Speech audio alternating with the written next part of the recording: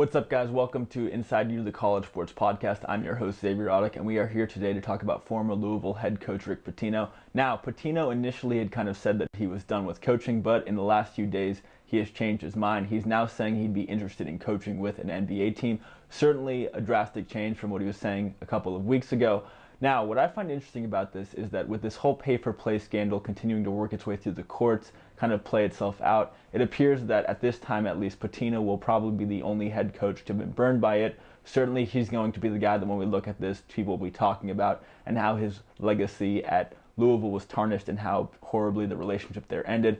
But certainly no surprise if he were to end up on an NBA team coaching again or just in some capacity. I think he's definitely done enough to show that he is in fact a good coach. Rarely does a coach of Pitino's stature become available in this manner. Certainly we always hear about Calipari leaving Kentucky for the pros, but as of yet that does not look like it's happening. I don't see Krzyzewski leaving anytime soon, and Izzo is just not going anywhere. So looking at Pitino, only 66 years old. Certainly Phil Jackson was older when he became involved with the New York Knicks. I think unlike Jackson, Pitino's looking for more of a player development coaching role. That probably suits his needs better. If he could get with an organization that is strong analytics guys, a good general manager, I do think he could be successful. Also, if you're an NBA team who's looking for some reason to get some positive news right now, why not hire Pitino? A couple of teams that I thought in the West Coast, obviously the Los Angeles Lakers.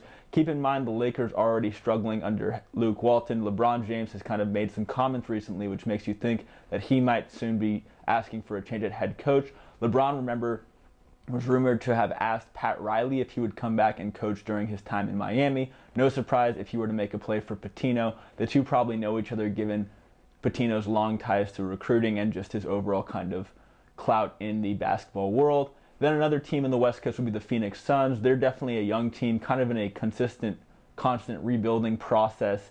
Certainly a lot of positive emotions going forward with them, with picking up DeAndre Ayton, who played at nearby Arizona.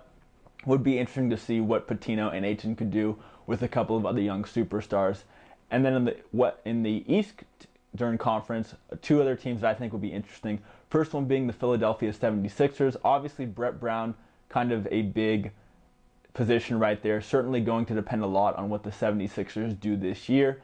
But they did just get rid of their general manager, and if Brown were to underperform and keep Philly from probably at least the Eastern Conference Finals, would not be surprising if they made a move, considering the young pieces they have there with Joel Embiid, Markelle Fultz, Ben Simmons, etc., etc. Then another team in the Eastern Conference, which obviously this would be more of a long shot, but the Cleveland Cavaliers, they just fired Tyrell New. They're having a little bit of difficulty getting an interim head coach.